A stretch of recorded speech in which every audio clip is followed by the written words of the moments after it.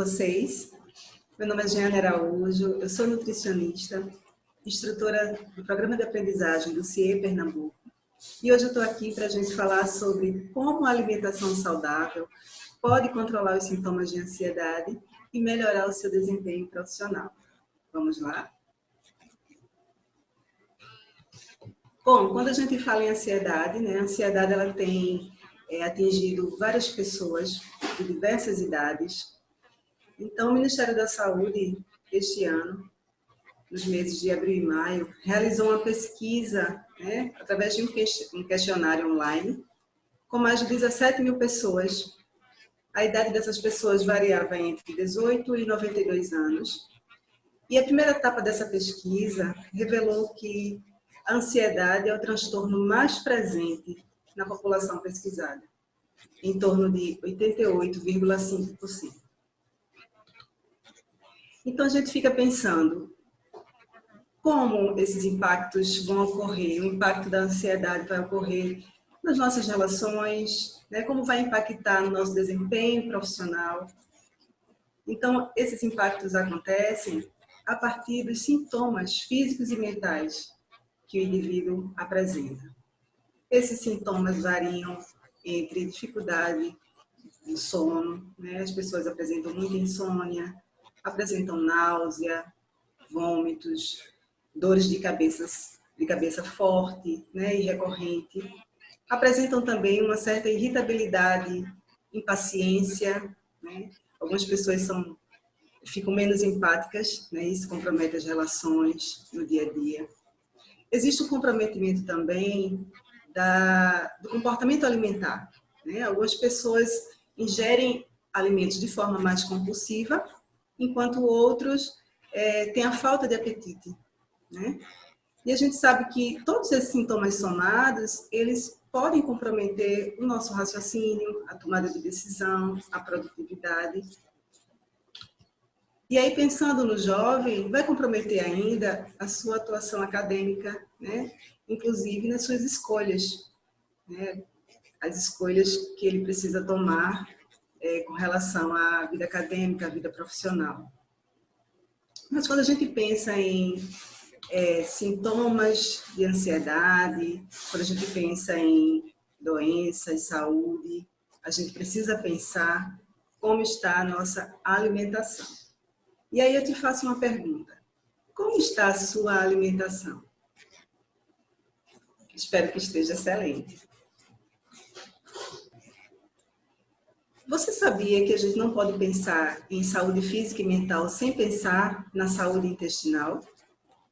É isso. Existe um eixo chamado eixo intestino-cérebro, que estabelece uma comunicação entre o sistema nervoso central e o trato gastrointestinal. E aí essa comunicação vai atuar em vários sistemas do nosso corpo, no nosso sistema imunológico e no nosso organismo como um todo. Por isso, a necessidade do nosso intestino estar saudável, a gente manter uma microbiota intestinal saudável. Mas, Jeane, o que é microbiota?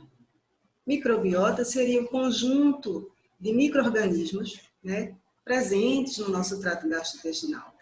Que micro-organismos seriam esses? Bactérias, fungos, alguns vírus. E, normalmente, quando a microbiota está saudável, existe um equilíbrio no número desses micro-organismos, o que a gente chama algumas bactérias do bem, e algumas bactérias e fungos que são patogênicos, que vão fazer com que o organismo adoeça. A partir de um estilo de vida mais estressante, com alimentação desregulada, existe um desequilíbrio dessa microbiota. E aí a gente chama de disbiose intestinal. O que seria disbiose intestinal? É o aumento de bactérias patogênicas, bactérias que vão favorecer o aparecimento de doenças. E aí, quando o intestino está disbiótico, que a gente chama, existe uma diminuição da absorção dos nutrientes, existe uma depressão do triptofano, que o triptofano é um aminoácido essencial, que associado a outras vitaminas e minerais, podem favorecer a produção da serotonina. A serotonina é um neurotransmissor responsável pelo nosso humor, né? Pela regulação do sono, pelo nosso bem-estar. Então, seria mais ou menos assim o esquema, né? Má alimentação, microbiota ruim, né? Desbiose, baixa do triptofano, baixa da serotonina, aumento dos sintomas da ansiedade. Mas aí a gente se pergunta como, Jeane, como a gente pode melhorar, né, essa desbiose? Como a gente vai fazer isso? Existem alguns estudos que mostram que o excesso, existe um estudo, foi um estudo recente, de 2015, ele mostrou que o excesso de alimentos ultraprocessados podem favorecer a diminuição de vitaminas e minerais, né, do nosso organismo. Existe esse estudo aqui de 2018, que ele fez uma revisão, né, literária, e ele mostrou o impacto do microbioma intestinal no eixo cérebro-intestino. E aí ele concluiu que pode sugerir que a alimentação e o equilíbrio intestinal influenciam, sim, diretamente no equilíbrio dos neurotransmissores, principalmente a serotonina. Então, a gente cada vez mais, né, tem visto a alimentação está, sim, ligada a questões de saúde física e de saúde mental. Eu trouxe esse outro estudo, é um estudo mais antigo, ele é de 2013, e ele fez uma pesquisa, né, sobre o consumo alimentar e depressão. E aí é outro estudo que mostra a questão da saúde mental, né? Se ele evidencia o papel potencial do consumo alimentar na depressão. Isso aí foram as conclusões, né, os resultados dessa pesquisa, que foi em 2013. E aí a gente fica se questionando, como comer melhor? O que fazer para poder ter uma microbiota intestinal saudável, né? A gente trouxe aqui o Guia Alimentar para a População Brasileira. O Guia Alimentar, ele é uma produção do Ministério da Saúde, em parceria com outros órgãos, e ele traz algumas recomendações, né, de alimentação para a população brasileira, e ele visa a promoção da saúde hoje e nas próximas gerações. Tá? Eu vou trazer um vídeo, eu acho interessante você, aí, se puder anotar, ele vai trazer também os 10 passos para uma alimentação saudável. Super simples, super interessante. Vamos assistir? Você conhece o Guia Alimentar para a População Brasileira? É uma ferramenta simples que explica as diretrizes alimentares oficiais para a nossa população, promovendo uma alimentação saudável, acessível e de acordo com os costumes brasileiros. Você vai encontrar informação e recomendações sobre como comer adequadamente, escolhendo alimentos naturais e nutritivos e, ao mesmo tempo, promovendo o cuidado do meio ambiente e o bem-estar da sua família e comunidade. O guia apresenta 10 simples passos para alcançar uma alimentação saudável. 1. Prefira sempre alimentos in natura ou minimamente processados. 2. Utilize óleos, gorduras, sal e açúcar em pequenas quantidades. 3. Limite o consumo de alimentos processados. 4. Evite alimentos ultraprocessados, que são aqueles que sofrem muitas alterações em seu preparo e contêm ingredientes que você não conhece. 5. Coma regularmente com atenção. Prefira alimentar-se em lugares tranquilos e limpos, na companhia de outras pessoas. 6. Faça suas compras em locais que tenham uma grande variedade de alimentos in natura. Quando possível, prefira os alimentos orgânicos e agroecológicos. 7. Desenvolva suas habilidades culinárias. Coloque mão na massa, aprenda e compartilhe as suas receitas. 8. Planeje seu tempo. Distribua as responsabilidades com a alimentação na sua casa. Comer bem é tarefa de todos. 9. Ao comer fora, prefira locais que façam a comida na hora.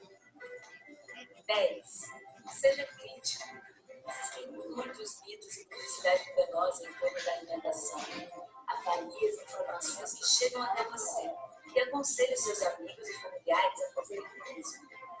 Utilize o que é na sua casa, colégio, comunidade e serviço de saúde. Você estará ajudando a promover a saúde da sociedade brasileira, hoje e no futuro.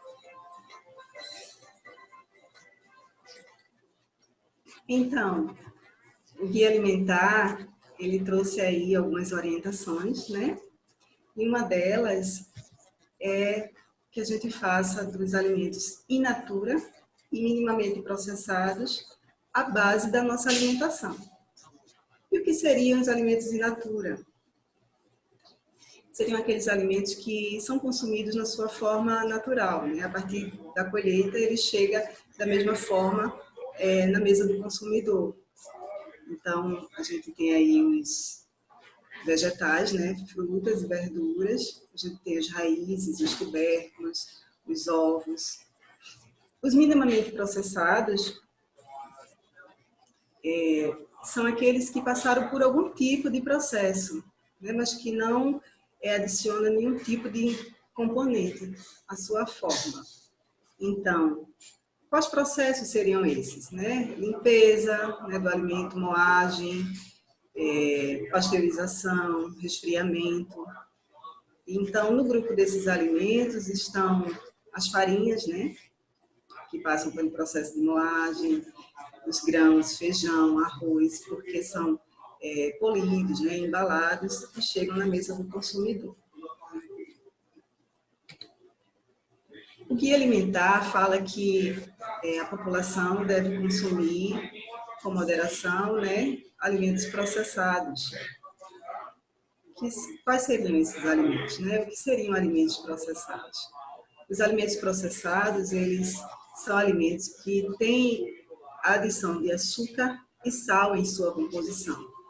Essa adição vai fazer com que esse alimento tenha um certo sabor, ou pode favorecer a durabilidade, né, desse alimento. Então, aí, nesse grupo, se encontram os alimentos como o pão, né, que é adicionado de sal e açúcar na sua preparação, né, farinha, sal e açúcar, os enlatados, os queijos, entre outros. E aí chegamos nos alimentos ultraprocessados, né? Lembra desses alimentos que eu falei que um estudo, né, lá atrás, em 2015, viu a relação do consumo exagerado dos alimentos ultraprocessados com a baixa de absorção de vitaminas importantes, né, para o nosso organismo, para a produção da serotonina. Que vitaminas seriam essas?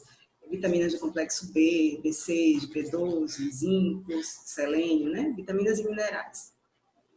Então, o Guia Alimentar, ele sugere que a população evite consumir esses alimentos ultraprocessados. E o que é que esses alimentos ultraprocessados possuem? Eles possuem em sua composição, além de açúcar, sal e gordura, eles possuem aditivos químicos, né? Esses aditivos, eles favorecem o tempo de prateleira, né, desse alimento, o tempo de vida útil, né, a validade desse produto.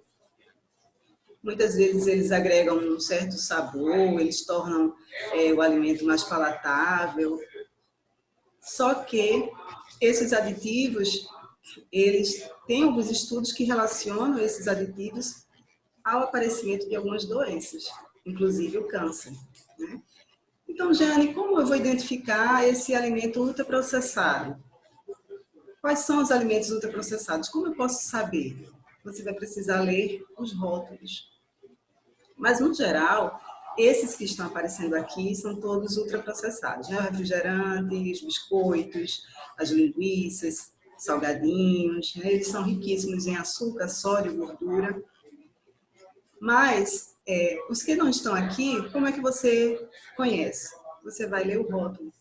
Normalmente, um alimento ultraprocessado vai ter muitos ingredientes em sua composição, e ingredientes que você não conhece, você não sabe o nome.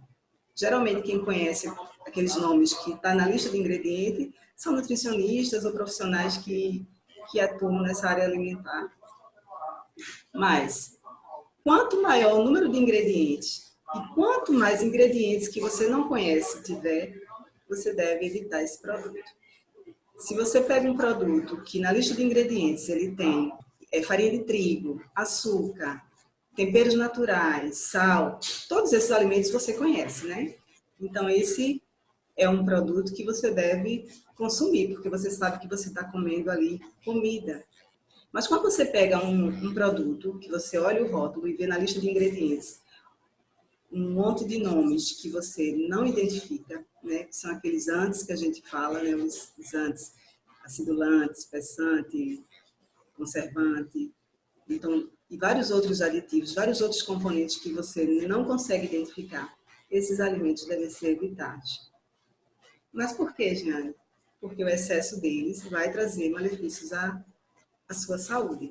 E aí, quando a gente fala em controlar sintomas de ansiedade, a gente precisa trabalhar essa questão da alimentação, né? Melhorar a alimentação como um todo. E as pessoas, ultimamente, têm trocado a base, né? O Guia Alimentar, ele fala que a base da alimentação da população precisa ser alimentos in natura e minimamente processados. As pessoas hoje tendem a trocar, né? A utilizar a base da sua alimentação, alimentos ultraprocessados e processados, e de forma esporádica, alimentos in natura e minimamente processados, né? Ou seja, a gente precisa comer mais comida de verdade, né?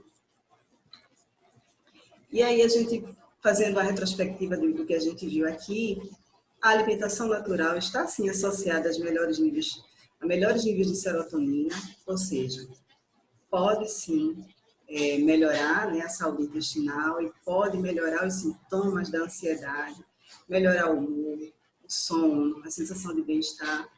Além disso, uma alimentação mais natural, ela vai fornecer energia para o seu organismo, né? Você vai melhorar a sua disposição, vai melhorar o seu desempenho, né, profissional.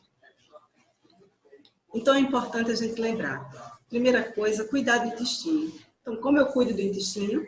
Relembrando, ingerindo bastante água, tá? A gente trouxe aí um mínimo de água de 30 ml por quilo de peso por dia, mas a gente sabe que no calor que faz em algumas regiões, essa quantidade é insuficiente. Então, você vai pegar o seu peso, né, corporal, e você vai calcular, multiplicar por no mínimo 30 ml. E aí você vai identificar a quantidade mínima de água que você deve ingerir por dia, tá certo? É mínima, porque essa quantidade varia de 30 a 35 ml por dia.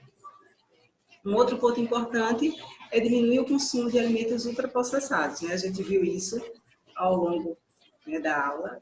Então, uma frase importante que a gente sempre fala é: quanto maior a vida do alimento, menor a sua. Então, observar os rótulos, né? Ler a lista de ingredientes, verificar o prazo de validade desse alimento, verificar quais são os componentes que ele tem e procurar se alimentar de forma mais natural. E aí a gente parte para o outro ponto, né? Aumentar o consumo de comida mais natural possível. Ou seja, descascar mais e desembalar menos, né? Aí a gente vai trazer a base orientada pelo Guia Alimentar, né, do Ministério da Saúde, para a nossa vida, na nossa prática, né? Trazer as comidas mais in natura e minimamente processadas para dentro da nossa casa. Além disso, é importante melhorar o consumo de alimentos que favoreçam a produção da serotonina. E aí a gente vai ter aí, com o aumento da produção da serotonina, a gente vai ter um equilíbrio maior dos sintomas da ansiedade, né? E uma melhor disposição, porque você, quando equilibra esses sintomas, você dorme melhor, né? Você tem um humor melhor, então as suas relações do dia a dia vão ser melhores e o seu desempenho, né, em diversas áreas da sua vida vão ser melhores. Alguns exemplos desses alimentos estão a banana, abacate, o cacau e as castanhas, tá bom? Eu queria deixar uma frase para vocês, né? Hipócrates ele já dizia que faça do seu alimento o seu medicamento. Então, ele já via, né, há muitos anos atrás, que a alimentação era primordial para gerar saúde no indivíduo, né? Então, deixa a frase aqui. Primeiro você muda a sua alimentação, depois a alimentação muda você.